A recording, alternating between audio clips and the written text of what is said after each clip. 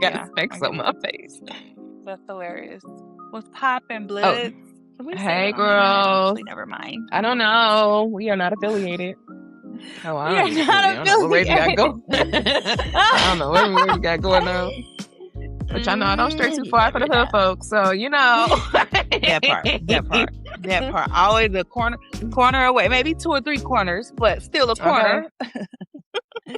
Speaking of the hood, I was riding. Yesterday it was like a whole bunch of yard sales, and we was riding around, and y'all know we still live in hood adjacent. I mean, we live in a black neighborhood. I ain't gonna call it hood. But the hair store, not owned by black people. I think they said it was a church though, but they let people use their parking lot to have like I assume like a going back to school hair event. So like they had a whole bunch of free Amazon supplies or whatever. And people was out there doing their hair. When I was little and I was telling my granny I want to be a hairstylist, she said the only thing I ask you is to do free hair for going back to school. And I was like, oh, that's so sweet. Like I love living in a black neighborhood because culturally specific. What the grant writing is culturally specific, but right. This girl, she a professional for real, y'all. I love that for you. That's cute. Blackness. That is a thing, though. That is a thing. Like back to school hairstyles. Like that's so black. And you know what's interesting? That's nobody else's but ours. And you know what? That feeds into the conversation about Tuskegee because that's respectability. We'll wait. Wow, she just ate. Because when you show up well, and I think okay, back to school hair. I'm just writing it down.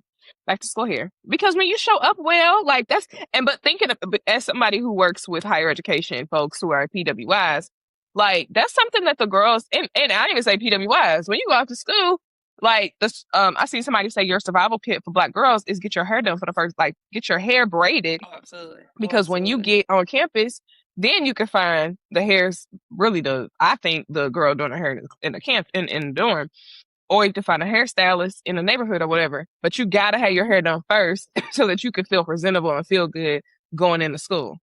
Anyway, 100%. We'll get there. No, 100. It's so fun. Like her go. I was the girl who do the hair in Cleves. When I was in Cleves, I literally did everybody hair on the first floor. I gave everybody pink eye too. Sorry, but I didn't know I had pink eye that weekend, so my whole floor had pink eye. When you was, but I didn't know. Do you remember that? When you growed the gray hair? You remember? When you some gray? And so everybody, I had did my hair while I was back home. I went and got the weave, everything, girl. And everybody's like, wait. And that was when girls was doing the invisible part. And so, and all the girls was like, you do? And I was like, yeah. And then so I did the girl across the hall from me, and then all her roommates, and then all the girls. I literally did everybody's hair, everybody on the floor. Oh God, I could get arrested for that. I feel like or something. That's terrible. But anyway, yeah, but also same in high school, middle school too. Like, yeah, but I don't even know how did that correlate? Sorry. Oh, just being. Yeah, that's why that resonates so much. Yeah. Like, I know that feeling largely because my mama was not like I was one of them black girls. I don't know if that was y'all experience. I was one of them black girls that after like 12 or 13, my mom was like, good luck. Do it yourself.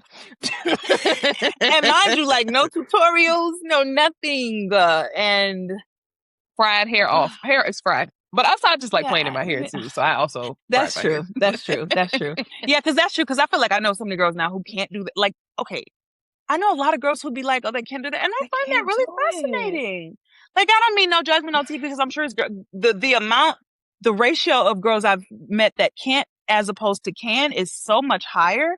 So I'm not going to throw no punches because I know it's a lot of y'all. But like, if you can, we're missing something. Yeah, what happened? I don't know. I guess it's to your point, that creativity thing. Go ahead. Brokenness shows creativity. But also, like, I mean, even Musette was like, I think all black girls need to know how to do hair. Like, heck yeah. That should not be a surprise. It should be a surprise that you can't do hair. Sorry. It was for me until, like I said, the ratio started to outweigh itself. And I was just like, but I do realize, cause what I'm saying is, I'm glad that you just mentioned too, like, oh, your hair was fried too. Like, your mama do just come to an age where she just like, do your thing. And like, I think what happens is girls just be like, well, there is no thing to do. And me, I was like, oh, baby, that's not an option. That's not, Right. I'm not going to be going around ugly. What? So anyway, yeah, but I don't know. It might be that's it might be a Libra thing. I don't know if Aries got to look good, but Libra's got to look good. So, well, yeah, it's not I don't know if we have Aries are real arrogant. I'm gonna just keep it a buck. I was about to try and make it cute. But you got to do your work though. You got to do your work because I because that is true. We are like authentic, like self-centered and self-assured, and it can come off really brash and arrogant. So that is some of that, but you got to do your work. But anyway, yeah. So that's fair. That's fair. That's funny because I put that in your recommendation. I said she's very self-aware. I am very self-aware. Always, like I can answer some questions about myself for sure. I'm very self-reflective. So yeah. But yes, no, to your point though, yeah, like that is a uniquely Black thing, and it does have something to do with. Yeah, we'll get into it in Tuskegee stuff. Actually, let's sit it because that's gonna be good. That's gonna be good. Yeah. Okay, so I'm gonna open my own navigating. I forgot a navigating last time. So I did because I was gonna talk about. I said this when we was here for the wedding. I was like, I'm gonna talk about this on my navigating, y'all. Raven came out. We for my wedding. Raven came. My other friend, a couple of my other friends came, and we went out the night before, and we had a ball. And I was like, I remember. I know what you're going. Go ahead. And I was so glad that she was a dancer. Like, I do not like going places with people who just stand still. Like, let's dance. Let's get on the dance floor. Guys, by dancer, she just means I moved, not that I can dance. Let's be clear. I was like, oh, we should probably circle that back. A two-step, stepping. That's it. That's all I need. Let's do a little da-da-da. A little that's it. It ain't too much. Because like, what's the option? What you gonna do? Like, no, I'm not even kidding. Like, just look cute. What? No. Wear comfortable shoes, and I ain't even into the conversation about like the girls should be wearing sneakers. Like, no, if your heels is comfortable, wear comfortable shoes so that you can move your body, and we can borrow. No, I honestly. So, come for East Coast girls really quick. I told you already, but yeah, like they don't dance here. They don't dance on the East. They don't dance on the East. Clip that. Oh, yes. I see what the girl. Okay, I got you. No, you're right. Oh, I am. But yeah, the girls don't dance on the East Coast, and so I don't know why. I don't know what's up. I don't know if I'm in the wrong places, and I'm talking about DMV specifically, because I'm. And I do know, particular to DC, I recognize that this is a very professional city, and people are super conscientious of who's around and all of that, and also when they go out, they're so accustomed to being in professional mode. Oh, is this a potential for networking? What do you do? What do you do? What do you do? Cool, fair, fine, collected. I ain't judging it, but if I were to judge it, I think it's annoying and dumb and stupid. But I'm not judging it, so yeah. So saying that to say, when I get around my folk. And especially people I love and like, oh, these are my people. Let's have a good time. Yeah. My body be naturally wanting to move when I hear music. But anyway, and then don't let a little liquor, honey. But I think that's contradictory to what DC is, because A, it's a Black city, and then B, the music. Like, what's the music called in DC? Go music. Like, you cannot be still to go or house or anything. Like, you need to get up and dance. You have to. But to the other point, I think it's very respectable when Black people do not let their lives intertwine into who they are. I have a new job, and I have made it very much known that I go out and have fun. Like, because what am I trying to create a space? What am I trying to create a world where like it's a culture of consent and a culture of like respect? If I'm not going to go out and enjoy it, like, but also, so that's one point. And then to the other point, it's like, I should be who I am is who I am in every single space. Yes. And that is, I want to be able to be authentic. I have worked really hard to try to be authentic in all the spaces that I exist. And I can't, and I kind of refuse to turn parts of me off. The same conversations I have on this podcast are pretty much the same conversations I have anywhere else. My passions are my passions. And I think it's a disservice when people compartmentalize themselves to a point where they can't let their hair down. And I know networking is so much different when you get to a certain level. But I think that's a culture we should start striving to, is that you should be able to be yourself. I don't know.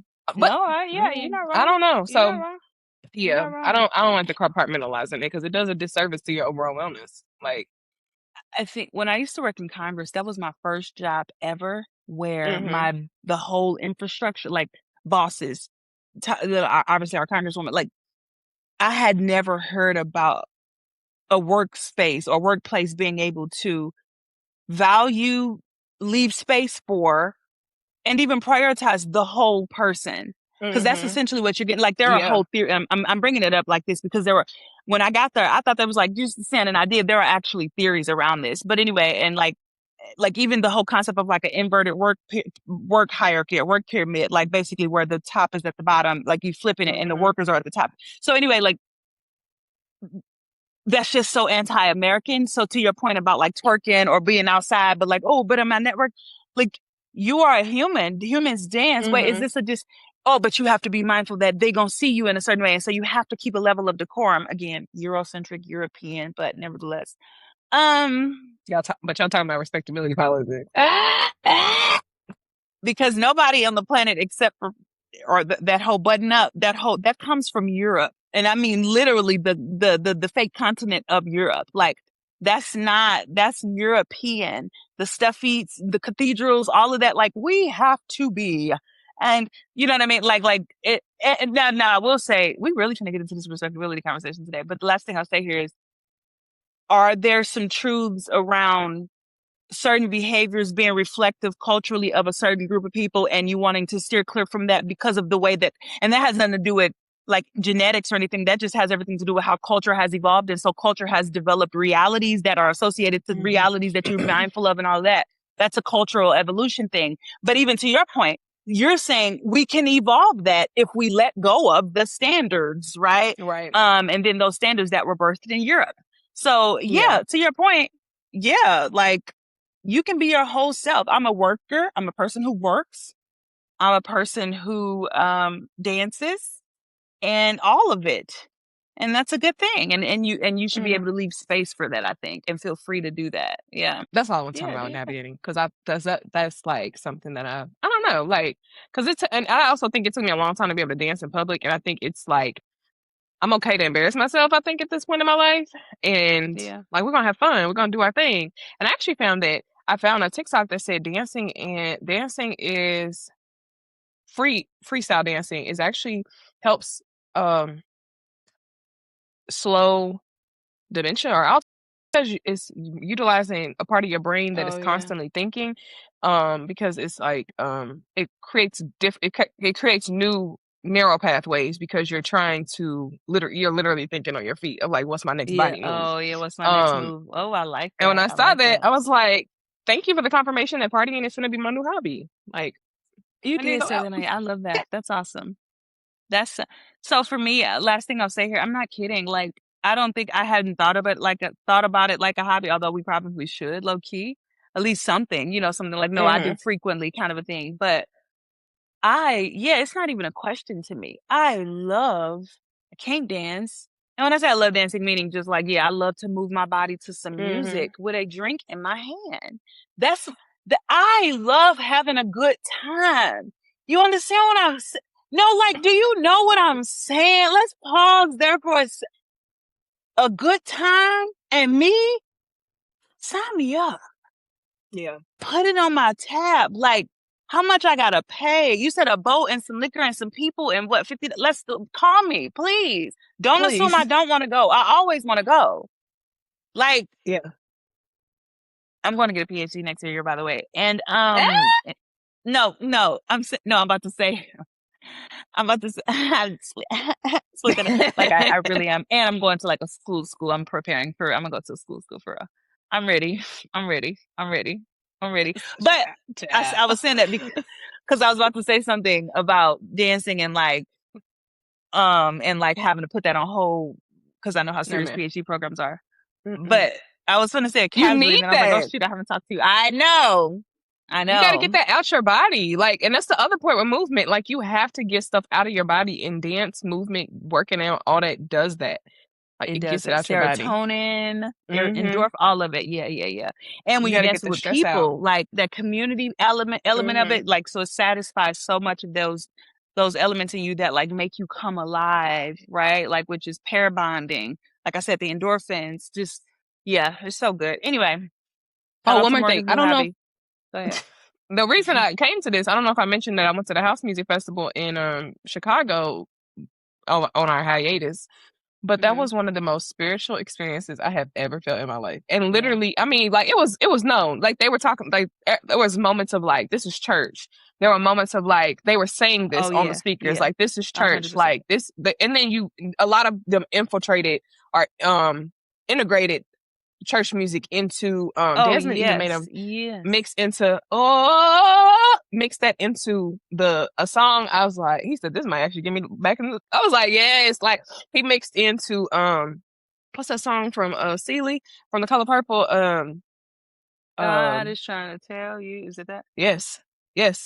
Like, and I'm just like where two or three are gathered, but also like it was literally like Black people in our music and our gathering, like we was just in the park in the sun. Black people in the sun eating and drinking and doing that. People was sleep in the park. Like, it was just so beautiful. Like, no incidents. No, it was clean, good That was music. in Like, good Cincinnati? placement. Chicago. Oh, I was gonna say, oh, y'all better go No, man. ahead. Not I yet. was gonna say, I can't foresee that, Not yet. but yes. No, but I was like, if y'all was able to do that, that's fire though. Yeah, it was great. And but also, speaking of Cincinnati, the Q Conclave, like that we'll talk about, like Black people coming together and doing a thing, and it was beautiful. And I was actually very upset that I couldn't go outside because I just wanted to be around Black folks. Like, right. Yeah. Anyway, so that's what I'm advocating. What are you advocating? No, that's fine. PhD. I just found out that right, because that's gonna be mine. Actually, I'm glad we segued into that. That's gonna be mine. But last thing I say, I just found out Baltimore does one every Monday too, and literally, so Baltimore has like 8 piers, PIERs, and and they're like gorgeous. And so anyway, on one of the piers, they do a house night in the summertime, and I saw the video the other day. I said, oh, I gotta get out there, and I'm talking about, imagine dancing on the river. Black people, like, oh, it looks, the video, I'm gonna send you the video. Give me chills even thinking about it. I was like, oh, my friend sent it to me. I was like, well, we'll be there next week. I could cry right now. No, it was, anyway, what am I navigating? Yes, I'm going to get a PhD for real. And I'm not going to reveal the school until because the application is due December 15th. For next fall. She didn't even tell me, y'all. We're supposed to do it together. It's cool. I know. Come. Actually, you should. I'll tell you offline where I'm going, and you tell me if you want to. Now, if it's up there, let's go. No, but the thing is, because the thing is, I keep. It's like, just do it. Just do it. If everything goes right, I'm gonna be done by 36. Get it out the way. I want to get it before I'm 40. And so, if everything is done right, I'm gonna get it before I'm done. Not that stuff be mattering that much, because you know how we talk about it all the time. But it kind of do, because I'm not trying. You need it for motivation. just a little bit. So yeah, I can't wait to like reveal everything. But and even I'm reaching out to professors this week. Like, no, I'm for real. Yes, I know. And so I guess what I'm navigating is that, and to the point, the reason I brought it up, I know it may seem like I have ADHD, but I did bring it up for a reason with regard to the dancing conversation, because I was thinking about, and I have been thinking about, your life is going to dramatically change when you have to. PhD is, especially because again, I'm trying to go to a school. I am petrified, but that's gonna be my only thing that I say that is fear based, because I'm about to change my whole life, even philosophically, because I know how much this is like. So I am exactly. So I'm excited. I'm ready. I'm prepared. None of these things is true yet, but I'm serious. I'm actually so serious. Yeah, no, but I'm serious because like I'm practicing mindfulness, intentionality, what's they say, child, calling it forth, whatever y'all think, whatever y'all got, I'm putting it all in practice for real. Like I broke down yesterday to my brother about it because I like all the fear. I was like, no, I'm letting it leave my body because there will be no room for it. There will be no room to be scared. So, it's so funny because even in the application, it was like, you got to submit a 30-page paper. Does that include the bibliography? That's what I said. That's literally what my friend gave me some good ideas on how to do it. Like, cause the highest page paper I have is 15 and that includes the bib. So I'm like, that's not enough. So I'm gonna need 15 more. But she gave me some clever ways to essentially expand it. So even then I'm about to finish a paper or create for a school that I'm not even in. Yeah. Lock in. So when you talk about what I'm navigating is preparing to change my entire life to go become Dr. Martin, period. Okay. All the things. I was talking to my doula, which is the girl who's mentoring me. She's like, I'm your doula, not your mentor. So she was like, I think my niche is like, I think I'm finding that I think she's doing her like own little study right now. She's, I think that the athletic and determined moms are like a whole different breed. And I was like, I think she was like, it's something about the determination, like when with the getting through birth and labor and stuff like that. And I literally brought up the fact, I said, I think one, the movement of our bodies, right? I said, I prepared my body, physically, mentally, emotionally, all the things, because that's a whole nother, journey. Yeah. And she was like, I had to check one of my clients because she was like, I feel like you're trying to, take all these classes so that you can, on paper be ready. And in reality, you need to start living it. And she was like, oh, you clocked me. That's so it's like that part of it, like, it's like Black women going after stuff. They are checking boxes. And there's another part of it. And it's like, no, I know exactly what it takes to get through this journey. And I literally said, the reason I haven't gone to get a PhD yet is because I know it will change my whole entire life right now. And 100%. It would not be healthy for myself, my family, my baby. It will not be healthy. And when I go and get it, I know the mind shift that it's going to take to get me, that I'm going to have to get through that. And you saying fear does not have room in my body for this, like, that is the equivalent to like how the mindset you have to get through labor. Oh, I love that. You can't have fear. Yeah. You can't, there is literally no room. Like there's no room for it. Yeah. The moment it settles into your body, the moment it gets into your body, it will infiltrate and spread and then it's over. Like of course you can get checked, but like it's over. You're right. You're right. It's over. Yeah. And it's the same with like these big journeys that a lot of Black women take. Like we know what it takes to get through this and do it to do it with excellence. Like that's making me like really hyped up right now. Like we know what it takes, and for you to already know, like it's going to change my literal everything. Without question. That's why a lot of people don't do the things because they also know it's going to change. Take the things. Yeah. No. 100%. Like, and that's all I've been thinking about. It's obviously the work and all that stuff, but I'm not even. Yeah, I'm thinking about the change that I have to make within myself. Honestly. First of all, I love how she'd be like, "Mommy," like trying to make you. She said, "Mommy." Like the fact that she knows that, like the change in inflection. It's like so cute. Like, girl, you trying to be rude? What? I said. Do you not hear me? Okay. Well, clearly, no. That's what I was trying to. Mommy, I'm trying to make a point, and you're making it. I was like, oh, she changed her inflection. Oh, she. Mommy. That's hella funny. Anyway, there's a reason I can't go get a PhD. And then she got closer. The third one was when she was right behind you. Mommy. She is hilarious. Y'all heard her literally. Anyway, she goes some personality. I just love it. Anyway, girl, why are you singing your mama name? What? Okay, anyway. Mommy. But yes, psychological philosophical shift. That's about, and to the point, I mean, I've talked to some professionals about it, and like, you know, when you go get a man, whatever, everybody be like, okay, that's good, that's good, that's good. Everybody, and talk to two women who have it already, a PhD, and they was like, yeah, you sure? And it takes you to have a team on your side. Like when you, if you're in a relationship, everybody getting a PhD. Like, it ain't just you. Yes. It's the whole team is getting a PhD. So you spend weeks on a sentence. Like for, you know, meaning the no, like, you know, I know, you know, it's just like you spend weeks for a sentence, like, well, but this person contradicts that, and this person, and then this one, and you know, like, and especially when you get your one weight in gold, the girlies. I told you, I say this quote all the time. It's not even that. It's just my professor said when I was in seminary still. That's another conversation.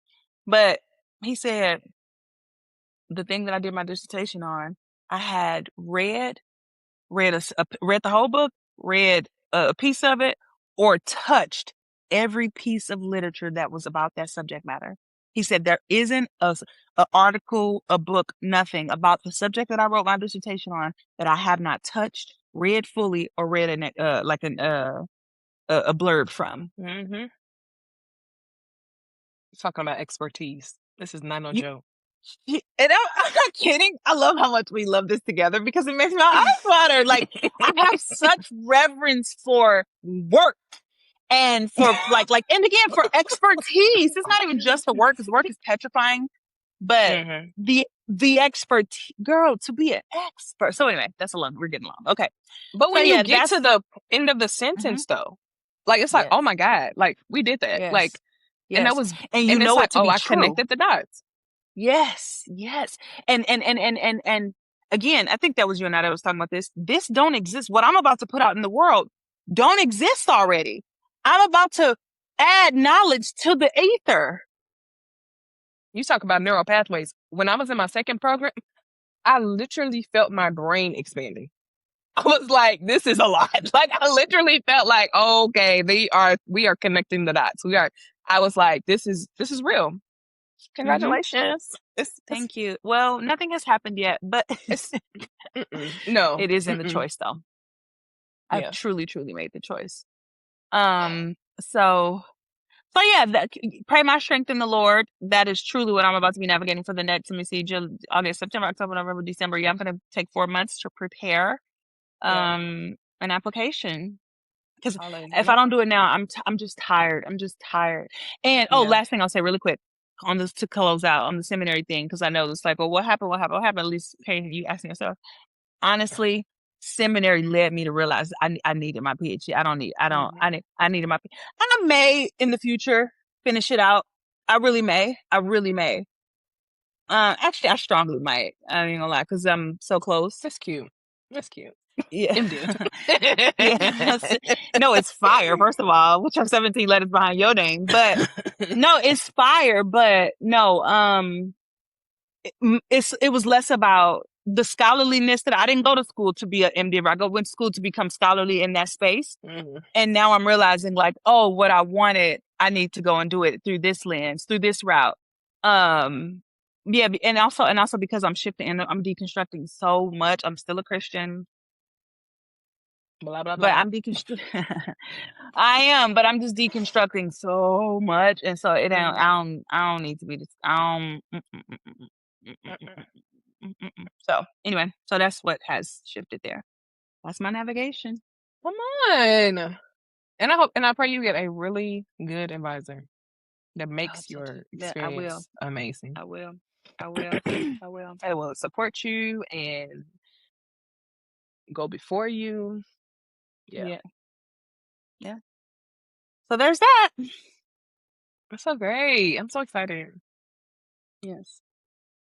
She obviously didn't want a partner in this because she didn't let me know. So no, you know. Year. Oh wait, no. Because when I thought about you, actually, you saying that, you just said it a minute ago. Let's talk about that for a second. Honestly, you are in a really you're actually doing the work. Like, you're building out a real life career. And not even just career, Morgan. Like, honestly, I think about it not every day, because that sounds weird. But I'm saying I think about it all the time when we talk. Like, you can think about me too. Sweet. I do, sister. No, but like you're doing the life. You literally have a family, a real family, and a really big job, and like you're actually doing you're a girlfriend's character. You're the character. You are the character that we used to watch in our teens and be like, oh, I'm gonna be, are you Joan? You did it. You feel it? Who are you? Here on the What's on the Agenda podcast, we give space for the nuance. We want to talk through social issues that impact Black women, socially, politically, financially, and all the illies. So, what's in the agenda? So Raina sent me these screenshots, and they reminded me of like these. It reminded me of something that I was gonna post on TikTok, and I was like, never. So, and let me know if this also is too much. So I was like, I'm so glad that the Lord has never told me to like quit a job or move to a new city or drop out of school without like a solid plan, because respectfully, I would never do it. Like, I wasn't raised like that. And it also speaks to I don't know if people have heard the concept of being a co-creator with God. Like, being in sexual assault work, like, we talk a lot about autonomy. So like, for somebody, this big old God telling me what to do, which I have been in spaces where I feel like the Lord has told me to move. Cool. And I mean like actions, not literally like, actually move cities as well, but also like not without a complete plan. I don't function like that. And just through life experience, I would not put myself in a situation where I think I had put in here that when I text Raven back, hold on, let me see if I say it back. Because I think it had to do with dang, I did a voice message. I think it had to do with I think I might have kept something about the Lord does not something about food. Like, He's not gonna leave me hungry or something like that. And absolutely. I'm not about to put myself in a situation where I feel like I don't think those testimonies where it's like I stepped out on literal water and there was nothing there. Jesus did it. Cool, that's Jesus. But like, my testimony is the Lord told me this. I didn't know what it was gonna do, and then I literally saw. Morgan, hold on, pause. My crock pot is not on. Hey, WOTA fam. Thank you so much for listening to our pod each week. As we're continuing to grow, we would love if you would give us a 5-star review on whatever platform you are listening to us on. And make sure you're subscribed on all the platforms you listen to us on. And comment on our page. We would love to shout you out. Now, enjoy the rest of the pod. So I was basically saying that I need to take another deep breath. I'm sorry. That's an hour gone. Just gone. Oh my goodness. Was you planning on eating today? Yeah. I was like, 5 o'clock. Dinner will be done by 5 o'clock. It's 1:30. 2:30, 3:30, 4:30, 5:30. Maybe no. How long have we taken? Like 8 hours? Is it on high? Yeah.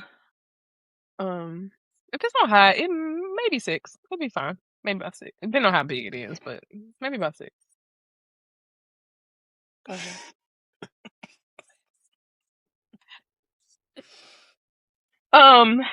I basically was just trying to explain that I don't feel like the Lord puts us in place.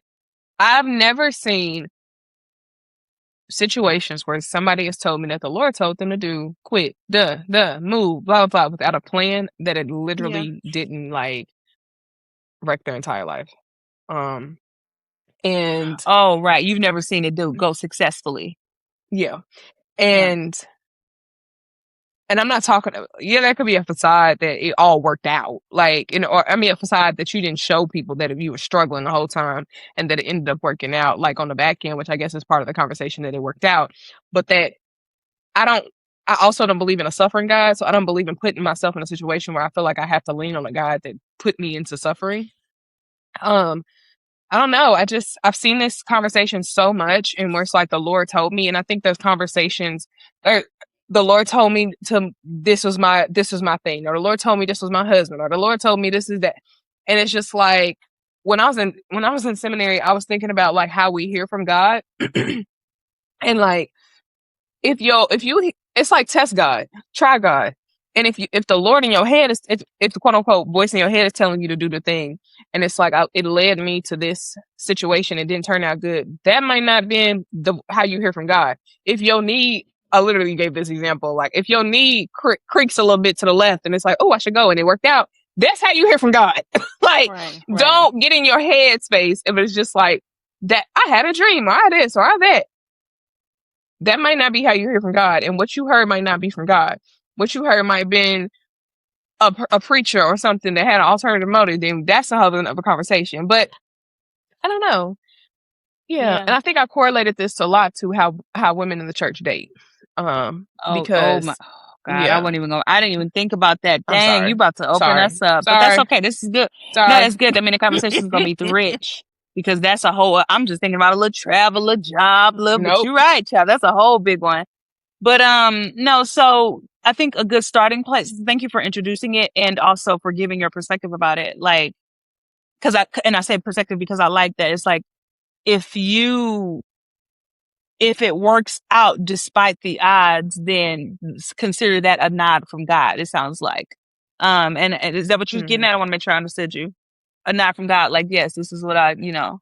Yeah, and it's like, but I think with that in between of like, God told me it worked out, but this part where it's like suffering and I had to figure it out and I had to wait for God and I had to do all that. I don't know.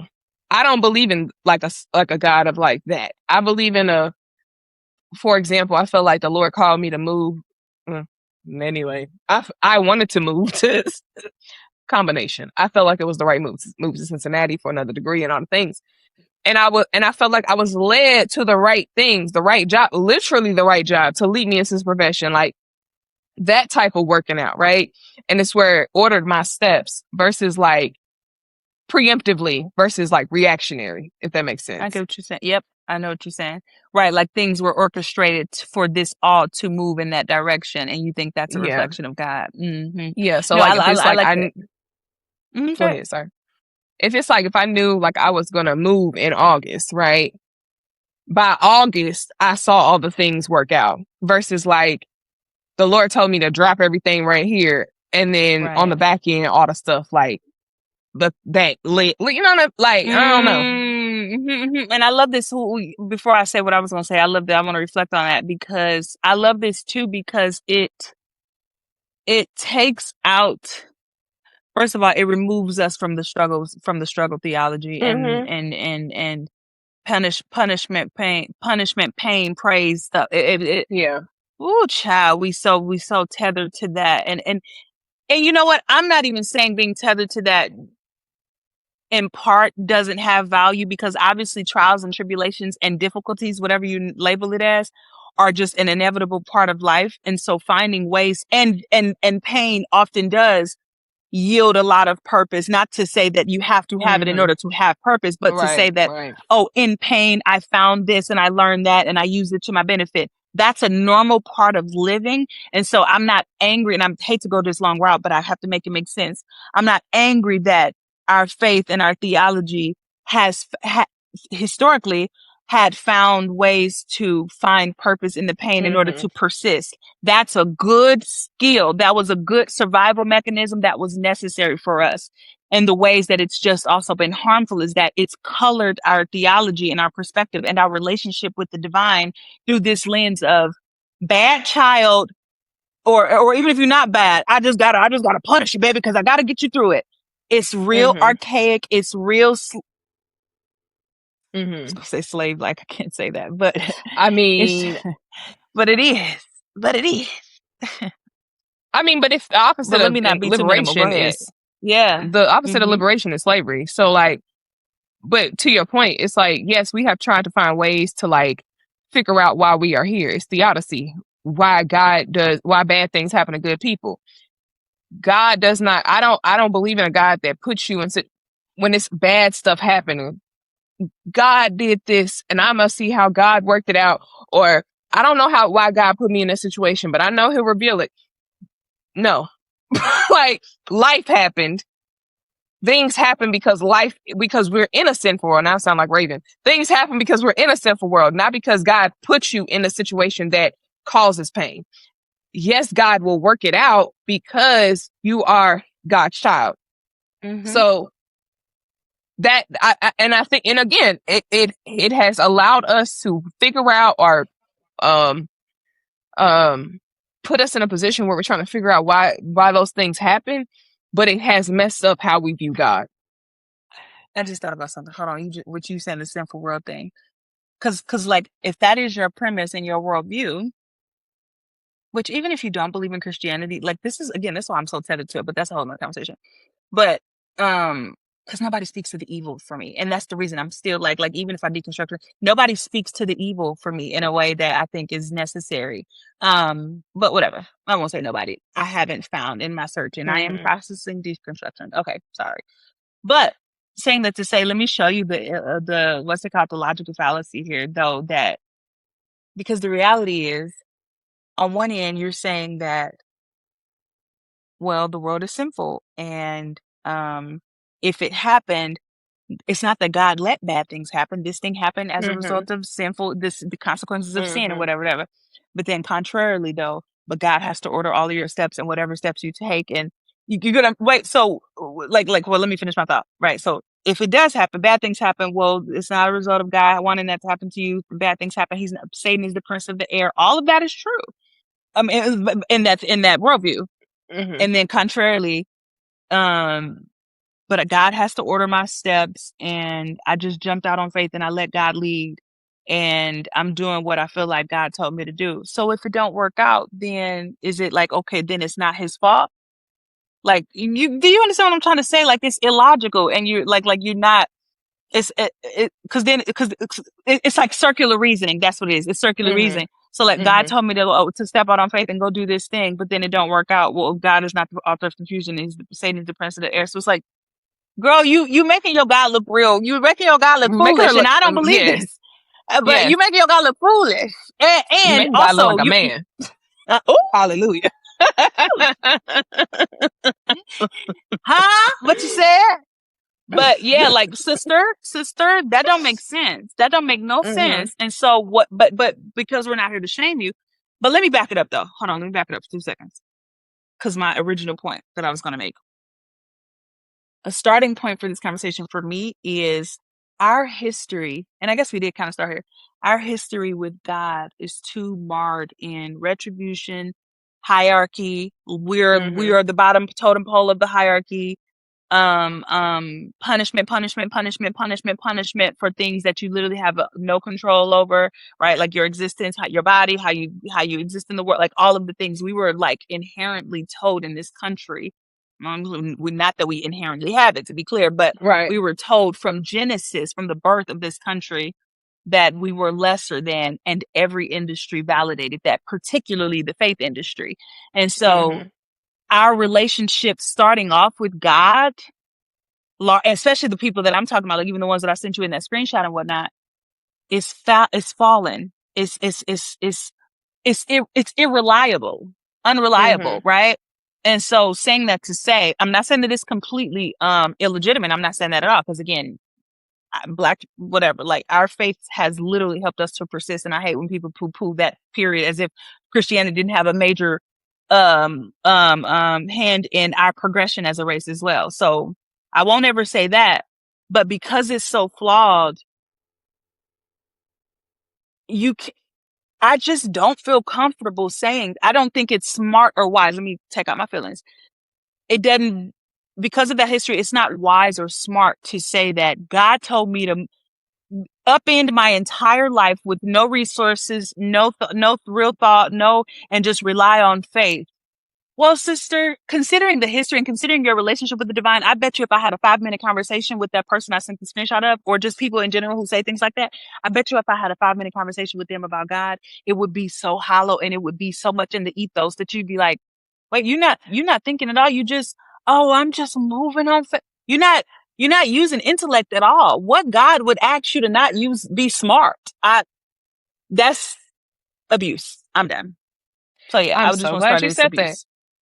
Because I was gonna also bring up my why I even my deconstruction journey started with purity culture and separating sexuality from God, because for whatever reason, I don't know why I was bringing that up. So you have this God that's telling you what to do.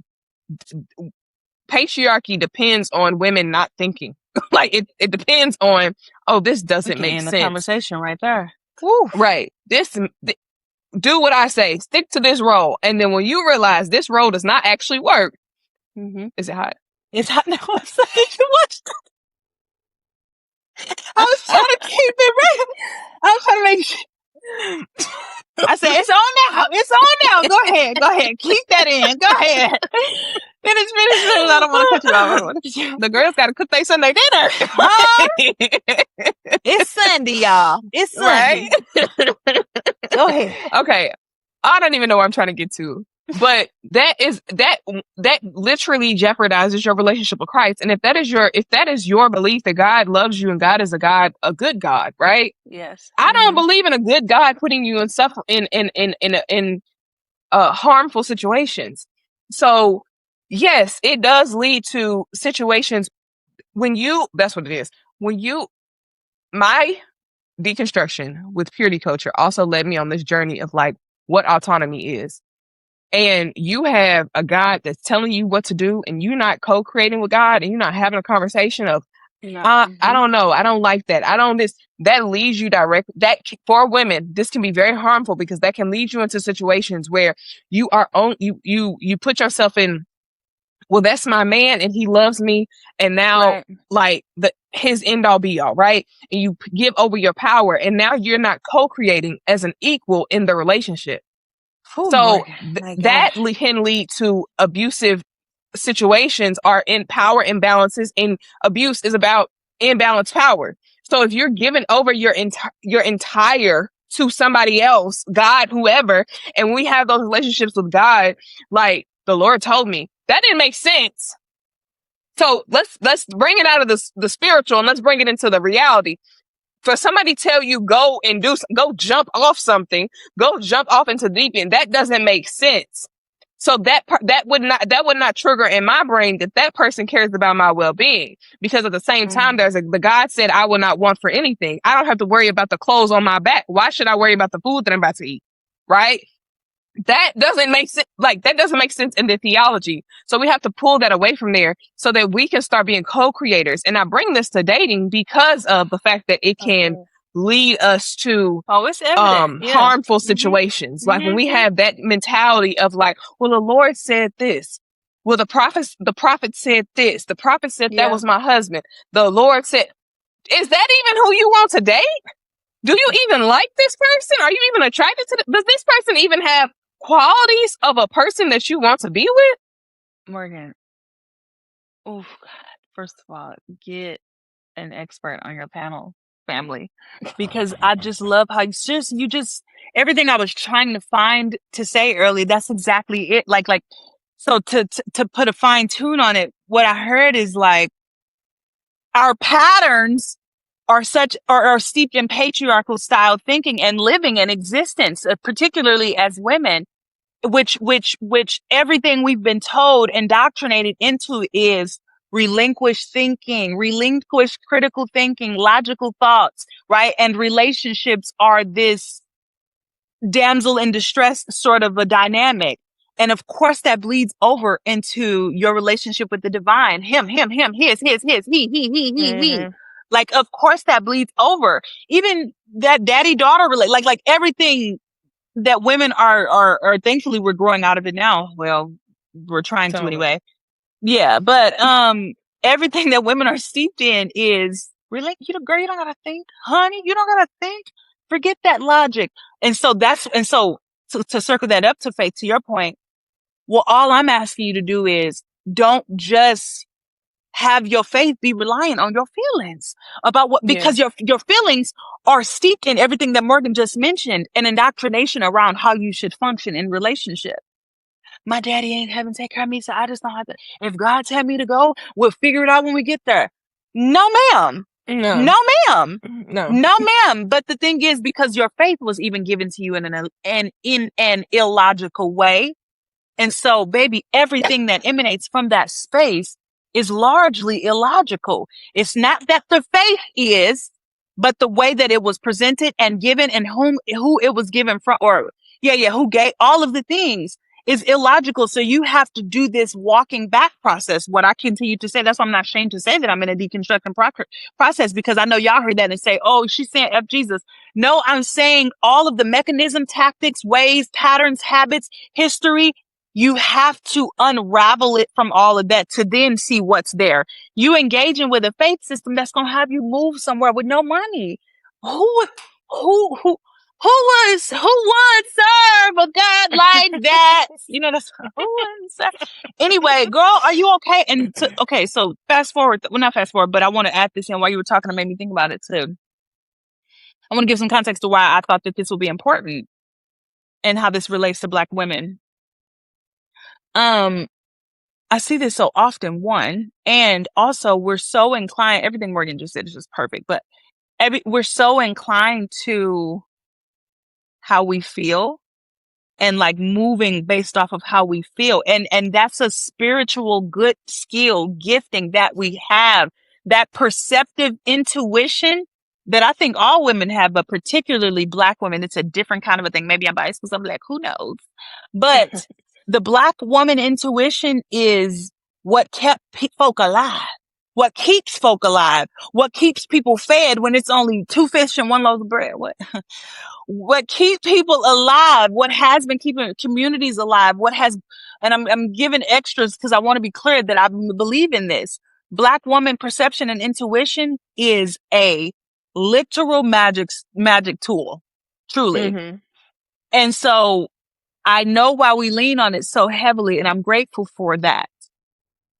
And now also with the evolved knowledge that we have about our skill set and our gifting, how can we best refine and reform it so that we're not making foolish decisions based solely off of the prophet said, and I believe God. Sister, I don't, and Morgan did way better than I. God won't walk you down a path of destruction. And then I know that's scary to say. You don't know, but because you know what I'm bucking up against. Last thing I'll say here is everything that I've ever heard all my life, which is like you do, like if you feel an inclination to move to Alaska right now, if you felt like God said that, like you're supposed to live like that. You really are supposed to suspend all logic, suspend all reason. When I think about how the Christianity and the style of things that I've heard all my life, Morgan, it's just that. And so it's funny because as I'm saying all this, I feel a discomfort that I haven't spoken to, but I'm speaking to it now. Like, I'm like, oh, but I don't want to say not to try. But I'm saying it definitively now. Girl, that's not even a reflection of you trusting God by you making some rash decision based off of a heightened, intense moment, or you getting the clouds was showing a different color of white this week. Stop being dumb. And I say that respectfully. You're not dumb, and God would never call you to be dumb, sister. Make good choices. Anyway, I'm not going to sound as smart today because I'm just, I but think you got to what I'm, go ahead. Well, what I'm hearing is like, this is like, okay, so that's not womanhood. You cannot call yourself a grown woman if you are just allowing yourself to just be put in situations and not thinking it through. Some of this stuff comes with maturity and wisdom. And I think I can't take it away from the patriarchy conversation. You can't. If you are a Black woman in the church and it's often you hear things like this. So of course you're going, the wisdom. So what I was hearing when you were saying was like the Black woman's intuition. That intuition doesn't, like, you don't start leaning and trusting into that until you get older and you start trying the spirit by the spirit. When you start trying you start, and really not even trying the spirit, but by the spirit in the like spiritual way, but also like going through trials and tribulations and realizing that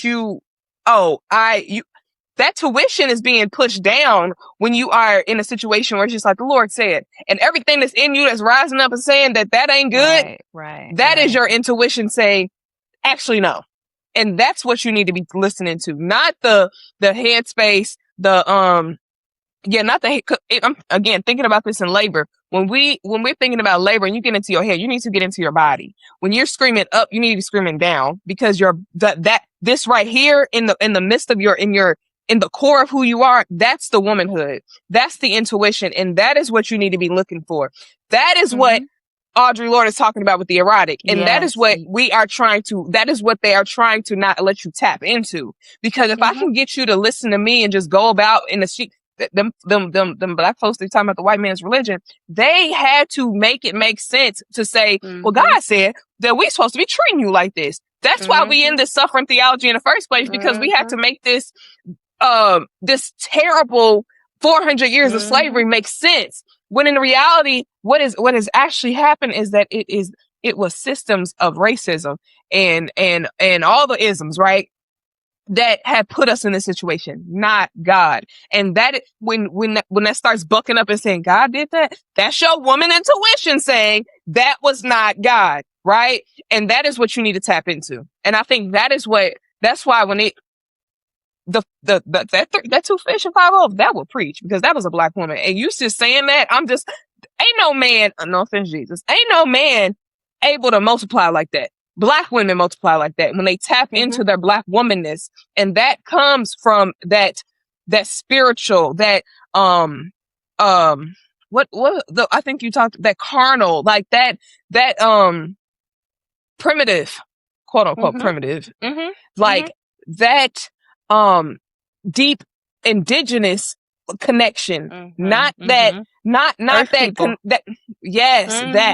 is what that is, and that's what they don't want you to tap into. So yeah, the Lord said it's that if we can keep people trapped into this like circle of motion of like, well, the Lord said do this, so I did it, or and that, yes, all the things about the hierarchy, like, yeah, if we can keep people in a mindset of just literally walking around as sheep and not thinking, they can keep controlling you. That is what they are.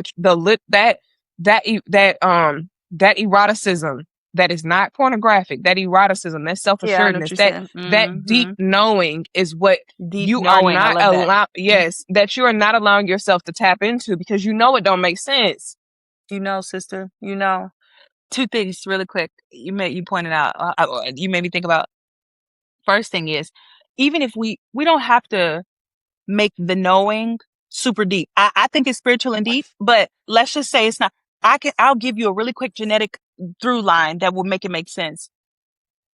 Pediatric doctor on TikTok talked about this the other day, and I thought about some of the reasons. Anyway, a couple things. He talked about how in the NICU, the babies who survive the most, you've probably heard about this, the babies who survive the most and heal the quickest are Black girls, and the ones who survive and heal the slowest and oftentimes have a higher mortality rate is white boys. And now mind you, you like Black people like, oh, because we magical. I mean, okay, if you want to go there, but we can actually just look at like empirical science and like reasoning, to use empirical reasoning, right? Even if I don't necessarily have science and data to back this. You just know history.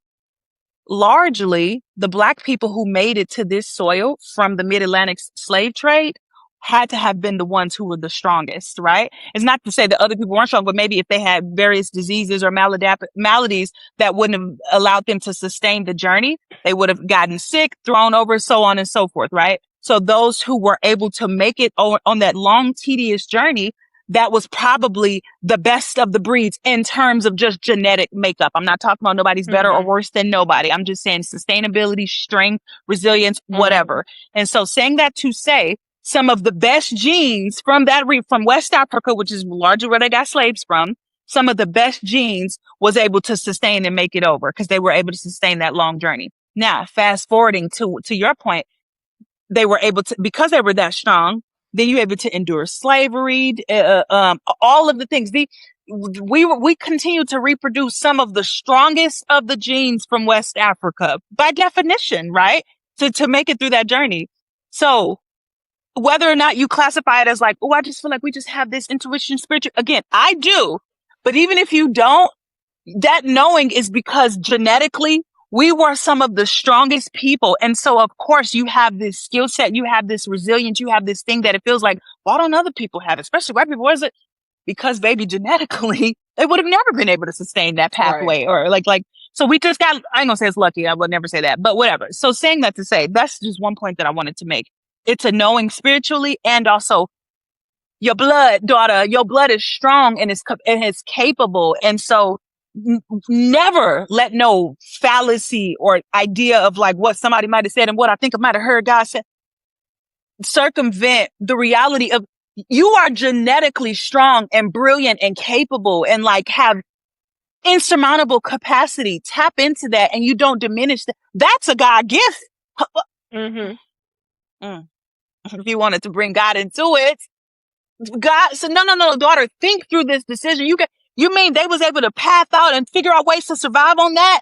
And you can't figure out a best way to, if you want to make this happen, come up with a plan and contrive something that will actually help you to sustain yourself. Don't be dumb. Don't be dumb. Right. So that's the first thing. But then last thing I'll say, and I'm done here. Going back to anecdotes for a second, because I think I really want to drive this point home, why it matters to me so much. And then we can, I'll let you have whatever you want to say. Y'all don't, you so pretty, Mark. Oh my gosh. Y'all, like, I can think of so many Black women off the top of my head right now, and it makes me so emotional, but who just lived half-ass lives because they said God said so. And I'm talking about verbatim. Even one the other day told me verbatim herself why she stayed in this abusive marriage. Not physically abusive, not that, but still, but just very, very deeply abusive. And she said she cried and begged God for years until she finally just made peace with and then she didn't say it because she was too embarrassed, because I think she heard how silly it sounded. Because I was like, oh, you feel like you called to save him? And she was like, I do. I heard that from a woman the other day. I heard that from a woman 2 weeks ago. A woman I love deeply.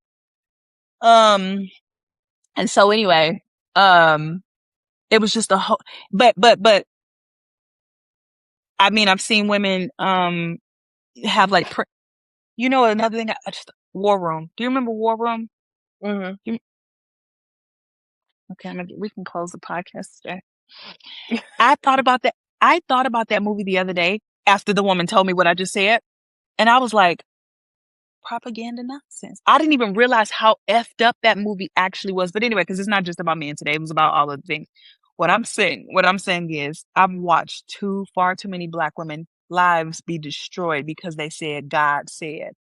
And to your point, sister, your worldview is steeped in torture largely and abuse. And so if you think that your worldview and your world experiences all reflect abuse except God. If you think that you're just the one special person that everything was abusive except for this, or everything, all of my patterns, all of my habits, all of my streams of thinking that I go through, school of thought, whatever that I have, are all kind of products of this, except for how I think about God. Make that make sense, sister. Make that make sense, sister. It don't. So anyway, I think I brought up the purity culture thing because that's when the moment I was starting to realize it don't make sense. And when I stepped into womanhood and I started to be able to be privy, I made a video this week about how when you're in community with other Black women and they start doing when they start saying girl, and that's when I feel like that's when the moment that they start respecting you as a woman, because y'all have gone through enough to know, or you've gone through enough to know womanhood. But when you are able to get to the point where you're behind the veil of, and when I say veil, I mean you'll be able to go behind the stage, behind the scenes with other Black older women. And I was thinking when I was deconstructing whatever, when I was deconstructing purity culture and church and all the stuff, I started to be like, well, why are these Black women in these spaces, right? It's community. That's all it is. When they go back, when they go home, they're living their lives the way they want to live their lives. And when I started 100%. To realize that, I was like, oh, they are having sex. Oh, they profess that they love Jesus and they still have sex. I did but they're doing the human thing, which is embracing the spiritual and the physical together. And I don't know there was somebody who literally separated in theology the body and the spirit, and that has journeyed us on this terrible sexuality quest of Christianity and has led us to where we are right now. Forgot who it is. But anywho, that is womanhood. When you start saying, I'm going to do what I want, Ari Lennox, I'm sorry, God. I'm sorry, Jesus, but this is my truth. I'm a full human and I'm going to have sex with this man. I'm going to have sex with this woman. I'm going to have sex with all these people, and because this is my truth. And when you listen to people like Oprah Winfrey and Tracy Ellis Ross and Whoopi Goldberg, Keke Palmer, when you listen to all these women having these conversations, I do what I want because I want to. Like, right? But when thinking about the person you're talking about when they were saying like, this is my savior, y'all have no idea how many people like think about that. Y'all are living in a works righteous theology, period. And if you are not living out your full humanity, believing that Jesus is going to save you, you don't believe in Jesus.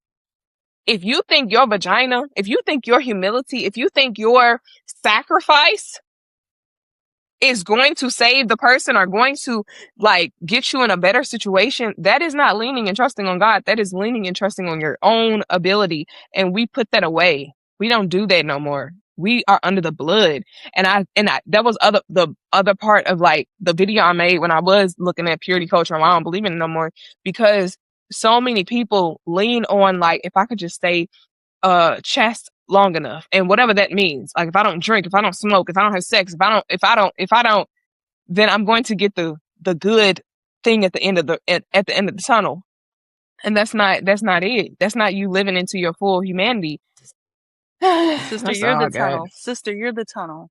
Sister, you're the tunnel. Like, cause I'm using I'll get the good thing at the end of the tunnel. No, the journey through the tunnel is the tunnel. Like Puka, like the journey through the tunnel is the good thing. Like, you looking for a pot of gold that's not gonna come, sister. It's not coming. Like, anyway, but yeah, because I know the whole episode ain't about this. But I do want to do why this matters for us. Okay. Because yeah. To your point of like just seeing so many Black women suffer, like if there's one thing that I think I know I'm called to is liberating Black women. Like, we cannot keep suffering like this. Like and to my like the last episode of saying like I really want Black women to be married. A lot of us would be married if we wasn't listening to God, quote unquote, or listening to quote unquote, yeah. And if and I don't even mean married as because you might find I don't even want to be married. I want to be out here with these niggas like them, or I want to be out here in my permanent whole phase. Or I just Whoopi Goldberg said, I love a hit it and quit it. You might find that is what you want to do, right? And we don't give ourselves the liberation of that because we are still under this guise of like there has to be a man, whether that be our father owning us, to now it's now our husband, or our God is our authority, that is supposed to be the person that is telling us who, where, and which way to go. And we don't give ourselves the freedom to figure it out for ourselves. So I think that's why this matters. This is so deeply personal to me, because I think that is what that I know is like us not living, Black women not being able to be free and figure things out for themselves is keeping us bound in so many different ways that we cannot live well. And we're literally killing ourselves. Like the rate of autoimmune disorder, right? Because you are suppressing so much in your body. Black women walking around with so much in their body that it's like, I can't even dance. I can't even get it out. You have to get that out your body. Go have sex. Go do something. Like, go on the date. Like, I'm calm. But that's why it matters to me. I'm not, but yeah. And that's why I was saying earlier to what I was saying. I'm not gonna sound smart in this episode because I'm too personally connected to it. I'm just way too like I don't have nothing profound to say on this other than like let that shit go. And I mean the shit with like the harshest that I can give, because like I mean I'm actively walking through this with a few women right now. Like, not that they don't know that I'm on this side, but like they do in a sense, but not to this extent. And like, and I just wish, like, I'm not kidding. I'm thinking another one I'm thinking about, like, she's so smart. She's so perfect. Like, let that shit go. You're purposefully creating suffering for yourself. And it's because suffering feels like you're closer to God. It was in Mike that I found him the quickest. Oh Lord. And it's you know what's interesting, because even if I'm not coming for the theology of that, right? Let's take that off the table. Why can't you also find God in joy? Because if I'm being Right. honest with you, can I tell you I might cry. Okay, what? Can I tell you the number one moment that it's happened frequently after this, but I was in Hawaii. I was sitting at the ocean and I had some fresh mangoes and pineapples from like the Hawaiian desert. I'm talking about desert. I'm hella dumb. I'm not a smart person. I just need y'all to really know. But whatever, from the Hawaii soil is what I meant to say. And I was sitting on the beach. Oh, it gave me chills. And the sun was like, it was perfect. Everything was exactly how, I can't describe it, but just everything you would imagine, like the Hawaiian beach and this fruit. And I bit into the mango and I started crying. And I just was like, but I was just like, it just so like this joy like filled my body. It was tangibly filling my body. It wasn't no liquor. It wasn't nothing. And I was just like, God, this is God. This is God. And I was like, I'm so loved and you love me so much. And what I gathered from that moment was it didn't have, I'm just sitting somewhere. Why does a mango taste hella good? You know what I mean? Mhm. And then not only did it say, the closer you are to a sun place where like the earth is thriving and beautiful, it also tastes better. You know what I'm saying? Like why is all of mangoes could just be things that nourish us to keep us going, but also it tastes really, really good. I found God in pleasure, in like, oh, God loves me. God ensured that we didn't just eat things to stay alive, but we were able to eat things that tasted good to our, or even sex. Sex could just get the job done and get kids going, but it also feels kind of good to, if you're doing it right. I'm just playing. If you're doing it right. But yeah, and so sisters, that's why Morgan said why it matters. I 100% agree. And then I'll just throw this on top of mine. Find God also in the joy too. It was in my secret place. I was hungry for 35 days. I was on a fast. It don't gotta be it. If it can be, I respect that. Cause I've been, when I was going through the things I went through as a child, I would literally lay on my floor as a child and like cry and and that was when I got saved personally. Like, cause I felt it was nice. I felt God rocked me to sleep when I was depressed and all the things. That's a true story for sure. And also though, became an adult. And I put away childish things and I created a life for myself that God, I believe, would be pleased with. And I've created wealth and comfort. Wealth, I'm not wealthy, let me not lie. But I created comfort for But myself. wealth is community. Wealth is yes, right. experiences. Yes, 100%. I created a wealth of experience and a wealthy life overall. Thank you. A whole life.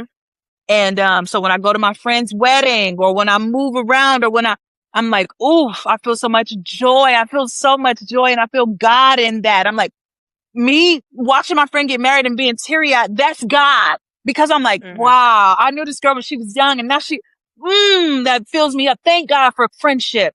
That's God. And I say that that's God because that's what God made us for, to feel, to experience, to love, to watch one another grow old. Take it out of the suffering, daughter. Please, there's so many ways to find her. I mean, God. Yeah. I think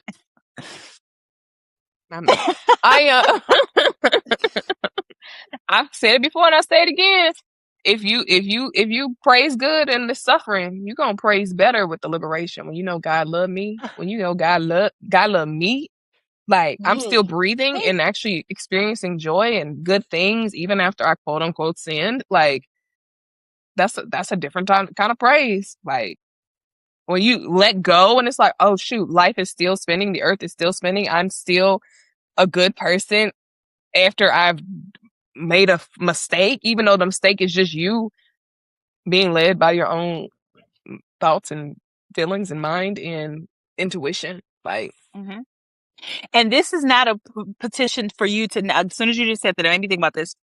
This is not a petition for you not to pray or to seek God. I think it's a beautiful thing to seek God because I also, in the same ways that we have intuition via our experiences and stuff like that, the heart can be deceitful, right? But I also think because the heart can be deceitful, that's why you can mistake that you heard from God and you know, whatever. But anyway, so saying that to say humans are we are fallible, right? And so that means you should always have a relationship with the divine, whatever that looks like for you, but you should always be connected to something higher than yourself.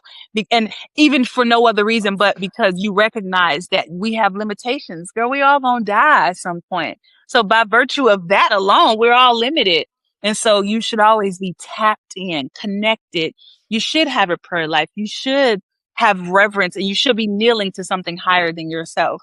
So this is actually not us, but this is me encouraging you to do that the more, because the more frequently you do that, the more you are a leveled person who has gratitude and who has humility, but also who is self-assured and confident because you know who the creator is and what the creator made you for. And you know what I mean? And the fact that you were made by a creator, like that, and that's beautiful. And so you have reverence for that. So you make decisions. Here it is. You make decisions based off of the reverence for your creator's creation. Right. So like, if you feel bad about it or worried about it, you're not going to make that decision. Well, God would want me to suffer. No, because I pray every day and I know God loves me and I'm such a gift. Why would I put some suffering on top of this intentionally? You know what I mean? Like this, does that make sense? Yeah. I also was thinking about the reckless part too, because I was like, don't be like reckless. Because I think all the times when I'm bringing up sex, like it's like we try to caveat and make sure people ain't just jumping off but like, there's when you're co-creating with God, you are having a conversation and you're also taking some accountability. And I think that also might be why it's easier to just throw it on God, because it's easier to say God told me to do this and not I made a mistake. But a part of womanhood is I made a mistake and owning up to that and being accountable to that mistake. And if it was a mistake, it was a mistake. You just move on and you're still loved and you can still create a beautiful and fruitful life. Right? Yeah. That's it. Like, and I think that can be scary to admit, like, I messed up, but it's easy to throw that on God. God told me to do that. Yep. No. Yep. Yes. The prophet told you to do that. Or you told you to do that. Oh. You're gonna get into that. Yeah. So. I like what you said. Co-creator with God. Again, it's funny because I heard my deconstructed self heard that and felt beautiful, but then my old self felt that. I'm like, well, God don't need your help. All right. But you have your own life. Like, yes, you have, it's your life. But not only that, the only thing I'm going to say, going back to that logical fallacy that I mentioned earlier, you don't get to say that God don't need your help, but then when horrific things happen, then say like, oh, well, God don't cause bad things. Like, dang. So God is never responsible. If, again, by that logic, I don't go by that logic, but if you're going by that logic, y'all just give that man a pass for everything. Wait, that don't make no sense. And that's why you shouldn't live on that one. Cause again, that's not mine, but that don't make no sense, sister. He don't cause no bad things to happen ever. But also you better not make a move without him. Wait, what? If I don't need to make a move without him, but then the bad things happen, but then I can't blame him. Hold on. Wait a minute. Hold on. Somebody gotta take responsibility for this. What? Like, yeah, anyway. So just like a man. Just like huh? Yeah, she married, not me. I can say that stuff. I don't know workers can say that stuff no more. Ain't nobody up in this house. No, but that's real though. Anyhow, maybe not my man, but the man. Period. And that's how you're supposed to say it. That's how you get around it. The patriarchy. Men as a generalization, as a group. As a concept. A concept. There it is. That's hilarious. Yeah. That's hilarious. All right. What are you reading? What are you listening to? What are you watching? If you can't tell by now, we love media, but more specifically, we love using media as a means to cultivate conversations around Black women, the things surrounding us, our personal lives, and we live for a good kiki child. Oh, girl. I don't even know why I just questioned myself that long. I'm reading, 3 Women. Is it called? I never remember the titles of the book, and I really do be reading the books, but I can't remember the title of it. But it's basically a book about James Baldwin's mom, Malcolm X's mom, and Martin Luther King's mom. And it reflects on how throughout, like, just their lives and how they contribute. Like it literally reflects on their lives and how these specific moments in their lives shaped how they raised their sons. And in the beginning of it, I love it because the author talks a lot about how, and I hadn't ever given thought to this, again, we just so indoctrinated in patriarchy, we don't even think about it. every time you hear somebody revere one of those people or any of our like patriarchs, you know, Black patriarchs, it's always like his father raised him to be, you know what I'm saying? Or like his father was a blah, blah, blah. Do you notice that? When he framed it in the book, or when it's framed in the book rather, I hadn't, it felt so commonplace to read it how she framed it. I wish I had the direct quote, but I was like, oh yeah, I do see that all the time where it's like his dad was a preacher, and so that's what led him down that path. You know what I'm saying? And it's not even that don't be true, I guess, in some parts, but it's like you never hear them be like, and Martin's mom was so that's what made him be blah, blah, blah. Martin's mom was big. She was a nurse, and so she was big on self-care or caring for whatever. And so he really followed in her footsteps. You will never hear that. And I had never thought about that. Again, it's obviously we steeped in patriarchy, and I still, or talking about it rather, and I still, it's so many elements where you'd be like, dang, that's another one. That's another one. Yeah. You always, when you think of a patriarch, you think about what his dad did and how that influenced him. And so the book was essentially like, or is, because I'm only in chapter 2, but the book is like, no, so we're going to talk about the ways that their moms impacted them. And yeah, it's cute. Yeah. Oh, that's nice. It's that's cute. Nice. Yeah. What about you? I've been trying to get through I keep saying the Princess Diaries. The Devil Wears Prada 2 for like 3 days, or really this whole week. But I'm watching that. Also this summer, y'all, my favorite podcast in the whole wide world is that I never also know the name of. Come on. That's literally what I was just listening to. The last one I was listening to. It's been a minute on NPR. And they were talking at the beginning of the summer, they were talking about like having a romantic summer and like all the things. And I was like, I want to have a romantic summer, forgetting the fact that I was about to get married. But I was reading a lot of romance books, and Kennedy Ryan, I read Score. And I keep talking about her. I gotta pick up on her books. So I really read it after I watched her. I really think I want to get into romance because it actually is it's another form of resistance and another form of like after patriarchy. Definitely. Because you get to imagine. As a Black woman. And I forget that like imagining and imagining it goes hand in hand with liberation. Like you can't think of a new world without like being exposed to like newness. And there's this I'm about to be all over the place. There's this exercise I like to do with people, and if I ever facilitate something, I like to do like a it's called, I don't know what it's actually called, but I've done it in like different ways where it's like you create your wellness package, you create your pleasure package, where you're thinking about like what makes me a whole person, and you like have different levels to it. Like your first tier is like basic, then the middle is like I'm on my way, and then the last one is like gold, top tier. I'm living my best life. Like I want to have a 4-day work week. I want to have my podcast, like this and this and that. Like, or I want to get 10 hours of sleep. I want to this. And when I do it, it often, when we share out, like a lot of people, like you get to hear about like what other people want. And then it's like, that's why I was like, I did love this type of exercise, because then I get to think, oh, you're not thinking big enough. Like you're not thinking big. And so anyway, Kennedy Ryan specifically, I only like really like want to kind of do more of like her because she and others, but she was on Shan Booty's podcast, and she was talking about how she purposely writes characters that are flawed, and that is my best. I love that talks about the like loving beyond the flaw, or also just loving the flaw and loving with the flaw. Yeah, directly at it. Yeah. Yeah, and I think that speaks to like a God's love, like that is love. Oh, I love that. Trying to shift and change people, that's not love. So I think that I really like those books. I'm starting to really like those books, and I was also reading this not plus house player, Curvy Girl Summer. That's what really started me on this, because it's a series of like plus size love and all that stuff, but it's shedding light on people who don't necessarily quote get love in our world. And I realize I say quote unquote a lot because of the podcast. If they listen to it on visuals, if they're not listening to it on the YouTube. Oh right. Yeah. But yeah, so I've been reading those books, but currently trying to get through Devil Wears Prada. Yeah, not you say I started watching 3 days ago. That's hilarious. It is really good. I watched it a few weeks ago. I like it. I liked it. I'm trying to think about like more than part one. I can't say, but it was good though. It wasn't bad at all. So yeah.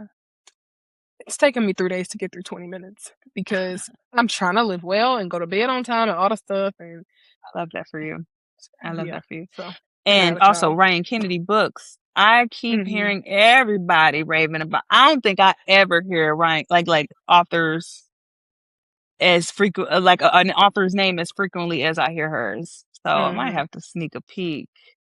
Yeah, it's cute. It's cute. I might have to I sneak a was, peek. Okay. but I'm definitely not the girl that jump on the bandwagon. So it took me a little minute. But and That's the what I'm only saying. The fact that you, yeah, yeah. the reason I read Score was because somebody posted a reel that was like the aesthetic of the book and it's based in New York, and I love books that are based in New York. So I was like, let me read this. So, and I love movies that are based in New York, so that's why I read it. No, honestly, that's why I want to be in New York. I'm not gonna lie to you, but yeah, It's cute. It's romantic. It's it is. dirty. It's very cute. I love that. Okay, well, good. Yeah. We did Why This Matters, right? Yes. Yes. Yeah. Yeah, we had It's a good books. show. It was. Yes. Love y'all. Bye. Okay.